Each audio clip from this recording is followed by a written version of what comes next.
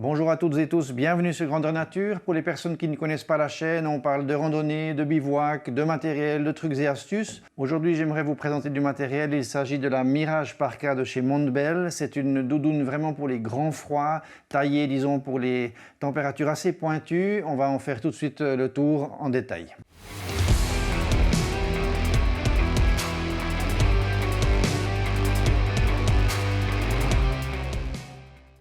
Cette parka, la Mirage, je l'ai reçue de Montbell qui m'ont équipé pour mon projet des grands froids. Le but était d'aller me confronter à des températures négatives assez poussées, de l'ordre des -20, -30 degrés environ. Je l'ai donc testé dans différentes sorties. Je peux en faire un retour maintenant sur l'utilisation. Pour préciser aussi, bien que je puisse garder le matériel, je ne suis pas rémunéré pour faire cette vidéo. Je ne présente pas la vidéo avant de la publier. Mon but, si on veut, c'est de tester du matos dans des conditions précises, du matériel que j'ai choisi, et puis de vous en faire un retour le plus précis possible, objectif, avec des côtés positifs, des côtés négatifs. Il y en a, comme dans toute chose, parce qu'il n'y a rien qui est parfait dans la vie, nous-mêmes non plus.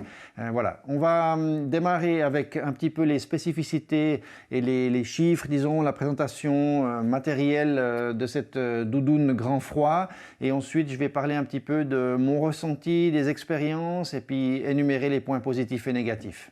Sur le site de Montbell, en taille M, c'est en général la taille médium qu'on prend comme référence pour donner des poids, pour avoir toujours un même point de départ. La doudoune pèse 377 grammes, dont 160 grammes de remplissage, et mon modèle en taille L, celui-là, pèse 418 grammes. Donc aux alentours des 400 grammes pour une doudoune aussi chaude de grand froid, c'est quand même quelque chose d'extraordinaire, mais ça cible aussi, disons, l'utilisation et le type de cette doudoune-là. On parle bien là de randonnée ultra légère, mais dans des conditions difficiles de grand froid. C'est vraiment ultra light. Autre chose en comparaison, ici c'est la Mammut Broad Peak Inn. C'est une doudoune que j'ai depuis de nombreuses années et qui est, disons, la plus chaude que j'avais avant de recevoir cette Mirage Parka. Pour comparaison, elle fait presque 500 grammes celle-là. Donc en fait, on a quelque chose qui est quand même beaucoup plus fin dans l'isolation. Alors elle a bien reçu plusieurs années d'utilisation, ça on est d'accord. Mais malgré tout, on est dans quelque chose d'assez différent. L'autre chose qu'il faut souligner, c'est que le pouvoir gonflant et remplissage de ce duvet-là est de 800 Q1, alors que la Mirage Parka est en 900. Donc on a là une différence significative de pouvoir gonflant et de légèreté. L'autre chose aussi que l'on va découvrir maintenant, c'est que le tissu ici de cette Mirage Parka est fait en 7 deniers. C'est du nylon ripstop Ballistic Airlight, donc c'est vraiment actuellement ce qu'il y a de plus fin et de plus résistant dans le monde de l'outdoor, dans les tissus ultra fins. J'ai aussi par exemple mon sac de couchage, mon quilt qui est fait avec cette matière-là. Donc 7 deniers, c'est super fin. Ça reste du nylon ripstop, donc c'est quelque chose malgré tout qui donne une certaine résistance, mais ce n'est pas un truc de 20 ou 30 deniers qui vraiment va permettre de travailler dehors et des choses comme ça. Il faut vraiment comprendre cette catégorie-là. Donc on est dans l'ultralight avec un poids quand même fabuleux. Et puis ce qui est à souligner, disons, c'est justement le ratio poids-chaleur qui est absolument incroyable. Ça, c'est vraiment quelque chose de fabuleux pour ça. Donc il faut quand même en prendre soin. C'est pas une doudoune qui est faite pour faire du bushcraft. C'est vraiment quelque chose qui est fait sur l'arrêt dans des conditions très dures et puis au camp pour pouvoir la mettre en conditions, on va dire, entre guillemets, un peu protégées. 418 grammes, 900 Q1, un peu plus de 160 grammes de remplissage, parce que 160 grammes, c'est comme je l'ai dit pour la taille M. En L, ce sera un peu plus. Le poids du remplissage représente donc plus de 40%, quasiment la moitié du poids de la veste, donc c'est quand même quelque chose de superbe. Il s'agit d'une doudoune à capuche, donc c'est une parka comme eux l'appellent. On va maintenant un petit peu voir ses spécificités, comment elle est équipée. La première chose par rapport au capuchon, c'est qu'il a 2 réglages possibles. Donc on a un premier réglage ici par velcro sur l'arrière de la tête qui va vraiment permettre de retirer un petit peu ici le devant, la casquette. Par rapport à ce réglage velcro de la capuche, il est à noter qu'il est possible de porter un casque d'alpinisme dessous. C'est peut-être pas forcément des situations que l'on va rencontrer très souvent parce que c'est une doudoune qui est tellement chaude qu'elle va être peu portée théoriquement dans l'effort vraiment. Hein. Par contre, justement, on peut être avec une autre polaire ou micro-doudoune synthétique, quelque chose comme ça, voire même une hardshell en grimpe, en effort avec le casque, et puis on arrive à un certain camp intermédiaire, on fait une pause ou comme ça. Du coup, on a quelque chose de super léger qu'on sort du sac extrêmement chaud et on arrive à le mettre par-dessus sans enlever le casque, quoi que ce soit. Donc c'est quand même à souligner, c'est qu'elle est casque compatible et puis il y a la place et puis on peut bien régler la capuche sur le casque sans qu'elle s'envole ou alors que ça tende trop et que ça compresse trop la plume aussi, ce qui est important. Il y a deux réglages ensuite qui sont à l'intérieur ici, sur le devant de la capuche. Ces deux petites tirettes comme ça que l'on va actionner. En les tirant, ça va refermer ici le cordon pour vraiment le pourtour de la tête. Et puis, intégré dans le tissu ici, il y a un petit clip. On presse pour pouvoir relâcher de nouveau. On doit un petit peu ouvrir ici le devant pour ajuster, zip, serrer sur le visage. Donc ça va serrer cette partie-là sur les flancs ici. Voilà, donc on voit ici que c'est plus froncé. Par contre, ce qui est bien, c'est qu'ils ont pensé à ce que le dessus ici, la casquette, il y a une petite rigidification qui est intégrée au capuchon, ce qui est parfait. Donc une visière, c'est un fil, c'est bien foutu. Ça veut dire aussi qu'il n'y a pas ici de petits fils qui pendouillent avec le vent, si on est dans des tempêtes et compagnie. Tout est bien dissimulé, caché, c'est quelque chose de chouette. Sur le devant de la veste ici, on va trouver la fermeture éclair. Il s'agit de fermeture éclair YKK, donc c'est des bonnes qualités vraiment de fermeture éclair, assez solide. Ici, on a une toute petite protection qui est pas mal, où la fermeture éclair va venir se loger. Pas qu'on ait le froid ici sur les lèvres ou compagnie, donc c'est aussi assez important. Sur l'arrivée, sous le menton et devant, on n'a pas de velours ou de polaire ou de choses comme ça qui a été ajouté. Hein. On est directement sur le set denier, mais disons que c'est quelque chose qui est très doux, très soft,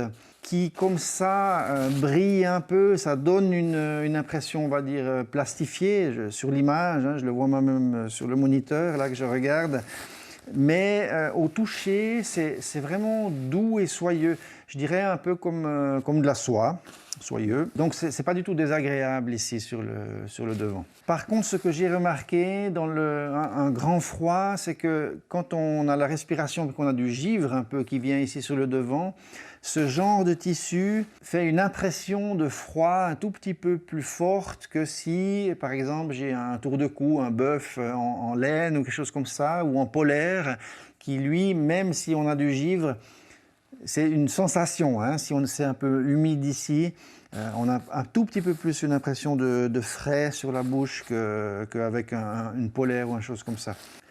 Ensuite, toujours sur le devant de la veste, on a deux poches zippées, poche ventrale en fait. À l'intérieur des poches ici, vous retrouvez en fait un petit cordon qui est au fond de la poche et qui va vous servir à pouvoir fermer ici le bas de la veste, donc pouvoir le fermer sur vos fesses pour vraiment bien emprisonner l'air chaud et puis pas avoir de courant d'air, des choses comme ça. Et puis la même chose, vous retrouvez ici, intégré vraiment dans le tissu, hein, on ne voit rien, il n'y a rien en extérieur. Deux petites pressions, on peut les voir ici, si je les mets un peu. Vous pressez dessus, en pressant, on arrive à réouvrir ça. Ce qui est moins sympa, c'est qu'il y en a un de chaque côté pour actionner, disons, le serrage, donc il faut plutôt répartir, donc c'est un peu deux actions. C'est vrai que quand on a sur le côté une petite boucle, un petit bouton pressoir comme ça pour le libérer, vous tirez dessus, bzoup, puis c'est fait. Mais ça vous fait une espèce de giglutz comme ça qui traîne à l'extérieur. Dans des milieux alpins, quand on est dans des conditions un peu difficiles, dans des terrains difficiles, avec des rochers, en grimpe, en machin, on n'aime pas trop. Hein. Tout ce qui dépasse des sacs à dos comme ça, c'est no way. C'est d'ailleurs pour ça que les sacs à dos d'alpinisme, ils sont complètement épuré, il n'y a pas de poche extérieure, de choses comme ça. Donc il y a aussi cet avantage-là, c'est que c'est propre, il n'y a rien qui pendouille, tout est intégré, ici aussi pour le serrage, c'est quelque chose qui est bien.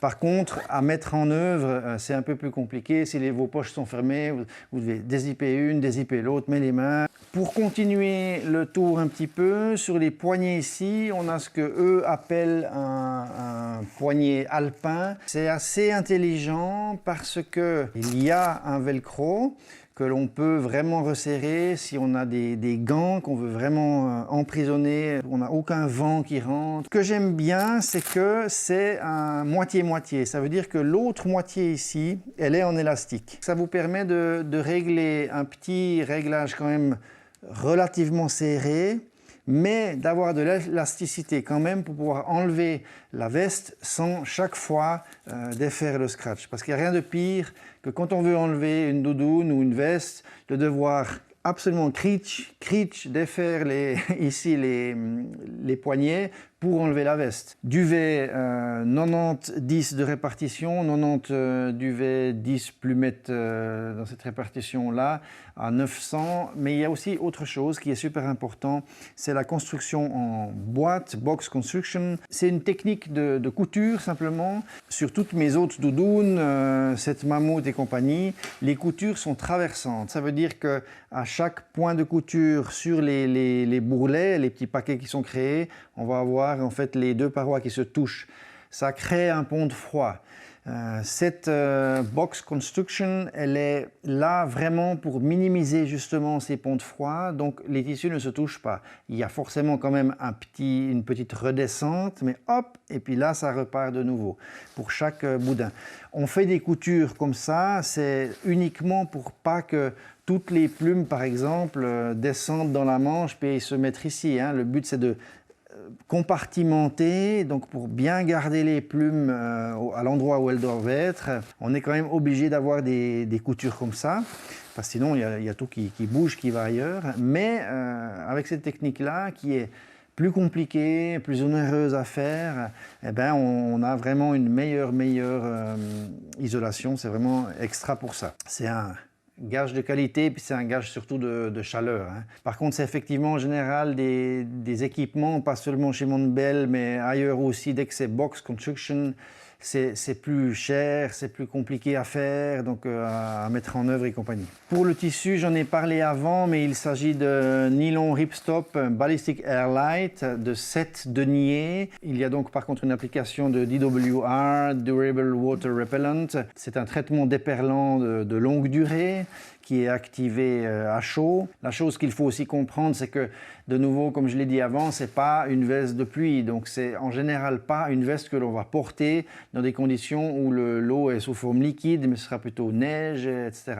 Par contre, elle a quand même une résistance qui est importante pour la respiration aussi, ou pour quand même, s'il y avait une certaine humidité ou quelques neiges un peu mouillées en début. Mais croyez-moi, elle est tellement chaude que c'est pas le genre de doudoune qu'on porte quand il fait -2, hein, parce que c'est vraiment super chaud. Alors vous vous mettez en t-shirt dessous et puis c'est parfait. Par rapport à la taille, le L me va super bien. Bon, j'ai l'air d'un bonhomme Michelin avec, c'est vraiment une doudoune de grand froid. Hein. Taille M, le dos ici fait 74,5 cm. Donc on a un dos en fait qui couvre bien des reins qui descendent un peu plus bas, et ça c'est assez chouette. C'est encore un peu plus long en taille L bien sûr, mais c'est quelque chose à signaler parce que j'avais fait une revue de la Plasma 1000 jacket qui est donc sans capuche mais en 1000 Q1. C'est la doudoune la plus légère qui existe dans le monde de l'ultra léger, micro doudoune, mais j'avais trouvé que les reins étaient un petit peu exposés dès le moment où on se baissait. Avec celle-ci, je l'ai utilisée sur le camp, vraiment quand je bossais, j'étais à genoux, je faisais de la popote avec le réchaud, etc. forcément, hein, tout vêtement remonte un peu, mais comme la longueur est suffisante, elle est bien calculée, ça remonte un peu, mais on garde les reins couverts, donc c'est très appréciable, hein, surtout parce que on est dans des températures qui sont teigneuses, ça mord, hein, c'est des froids qui mordent, qui font mal, donc on aime bien être vraiment bien capitonné sur les reins. Et puis en plus avoir la possibilité d'avoir un serrage ici qui est absolument essentiel, hein. Excellente protection tout autour, le fait d'avoir les poignets, la capuche réglable bien dans 2 positions avec 2 réglages possibles, plus les hanches qui sont bien serrées, voilà, on est au chaud, tip top.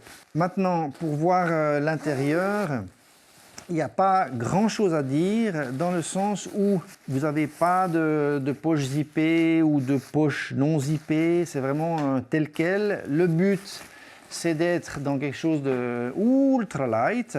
Ultra light, donc c'est déjà bien quand même, on a 2 poches ici sur ventrale, donc ça reste quand même un confort. Une autre chose que je dois signaler, c'est que la Mirage Parka est livrée avec un petit stuff sac, donc on a un petit, voilà, qui est aussi en 7 deniers. Alors ça fait quand même, c'est pas un sac très compressé, hein, c'est quand même une bonne taille ça.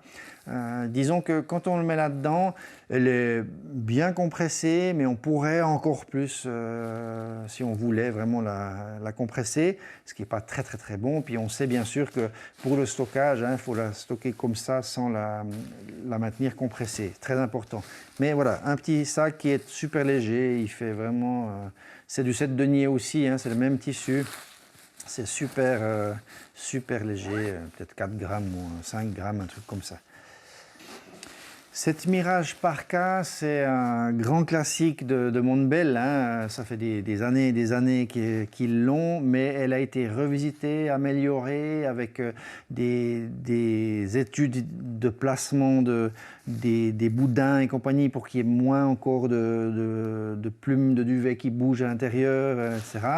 Donc c'est un relativement nouveau modèle qui est vraiment bien pensé, hein. C'est pas juste une première sortie, première version. Cette Mirage Parka existe en bleu indigo comme celui-là ou en noir aussi. Son prix est de 449 francs suisses. Je vous laisse voir sur le site européen ou américain si vous voulez d'autres devises.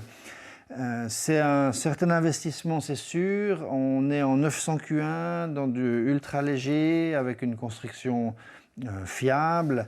Le prix, on va en parler un petit peu après, mais voilà, ça dépend un petit peu des budgets aussi possibles. Il y a ensuite une chose importante à savoir, c'est le downsourcing. Donc c'est toujours important de parler un petit peu de la traçabilité des duvets. Donc Montbell, sans pour autant avoir le label RDS, Responsible Down Standard, qui est un mouvement en fait qui s'est fait, mais Montbell certifie tout de même ne pas utiliser de duvet dont la provenance serait douteuse, dans le sens où on cherche actuellement, tous les constructeurs se vont dans cette direction-là. Le but, disons, c'est de prélever le duvet sur des animaux qui sont morts déjà, pas de plumage vivant, pas d'élevage que pour la plume, où il y a longtemps, les éleveurs faisaient en fait 2 plumages par bête durant sa vie, donc c'était quelque chose d'assez atroce, hein, parce que être plumé vivant, ça doit être vraiment quelque chose de terrible.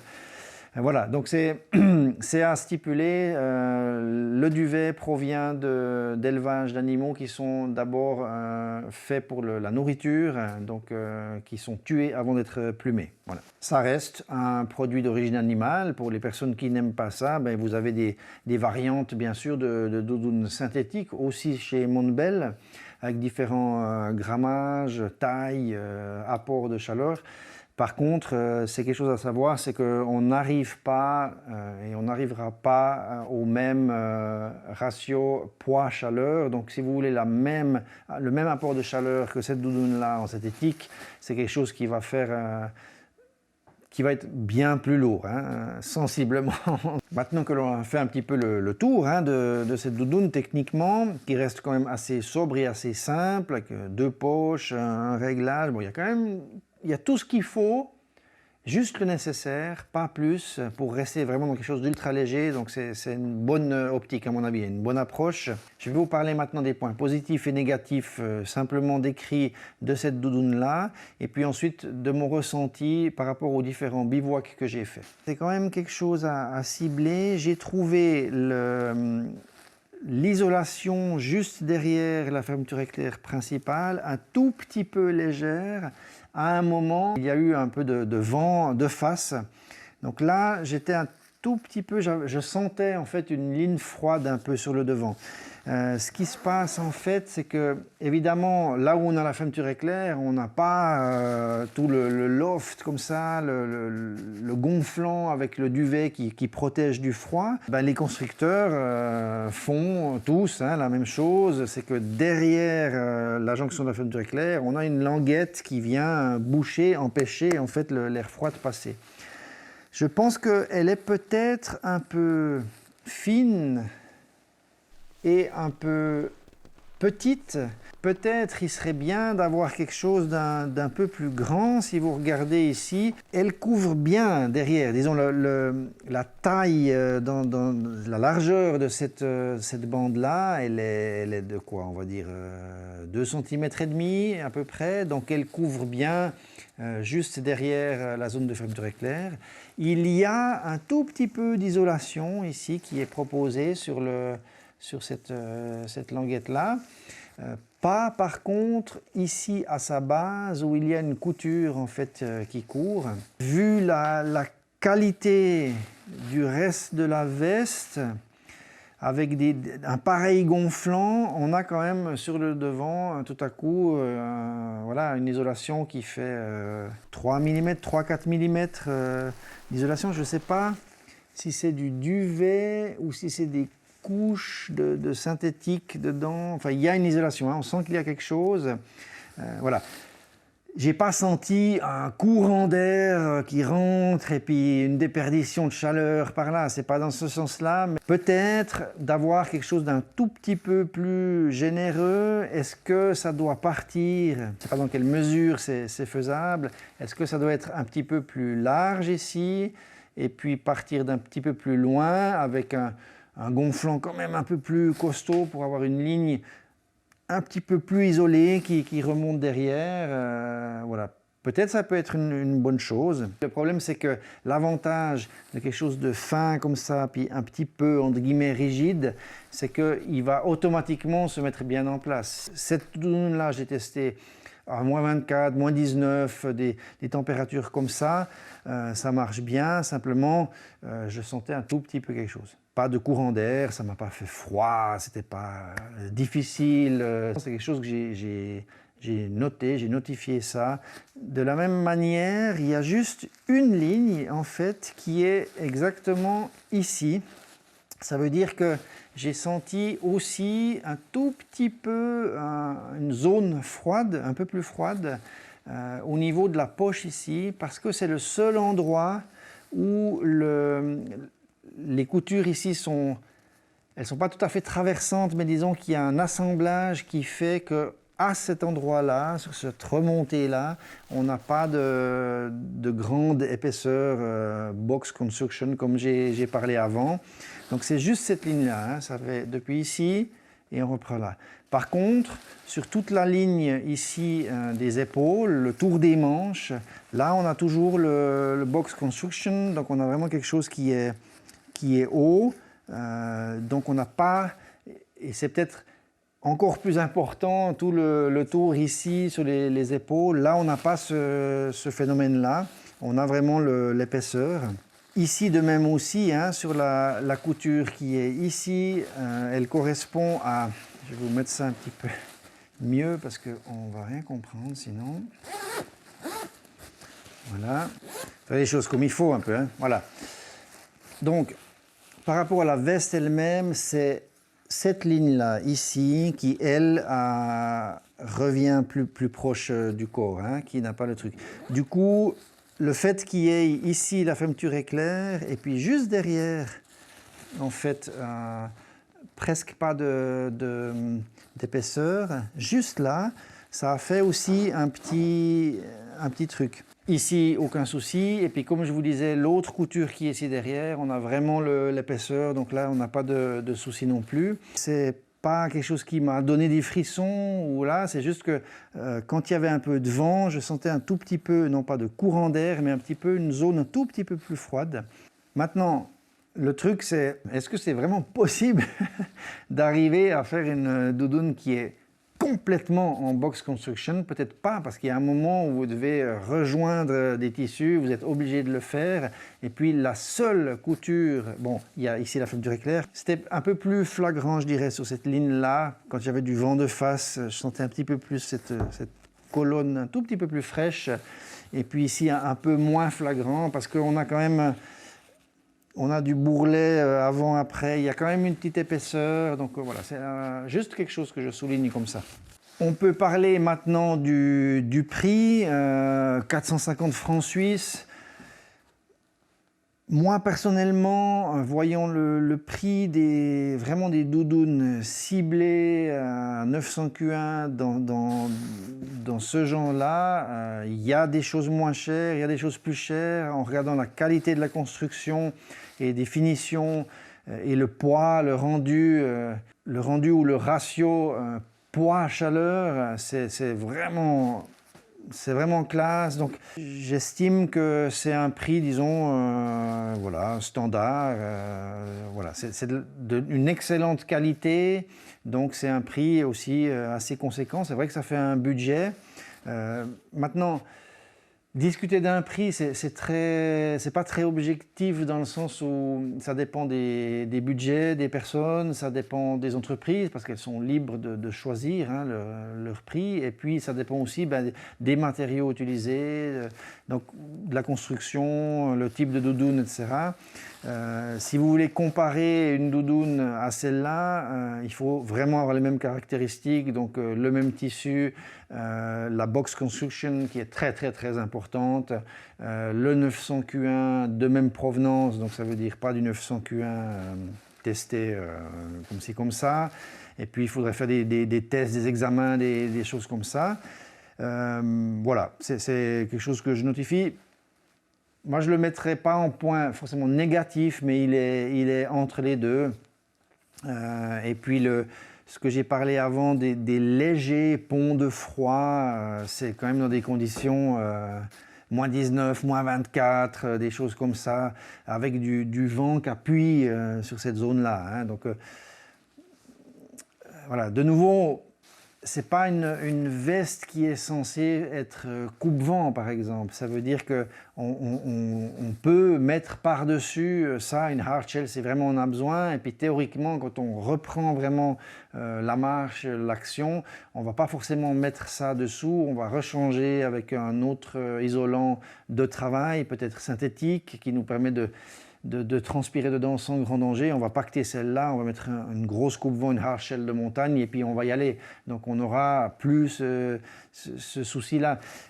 Ensuite, un point à souligner, c'est un point négatif, mais ce n'est pas un point négatif de cette doudoune-là, c'est un point négatif de toutes les doudounes en duvet. C'est que le duvet doit absolument rester sec, parce que s'il s'humidifie, il va se tasser, se coaguler, se compacter ensemble, et puis vous allez perdre son pouvoir isolant, sa chauffe.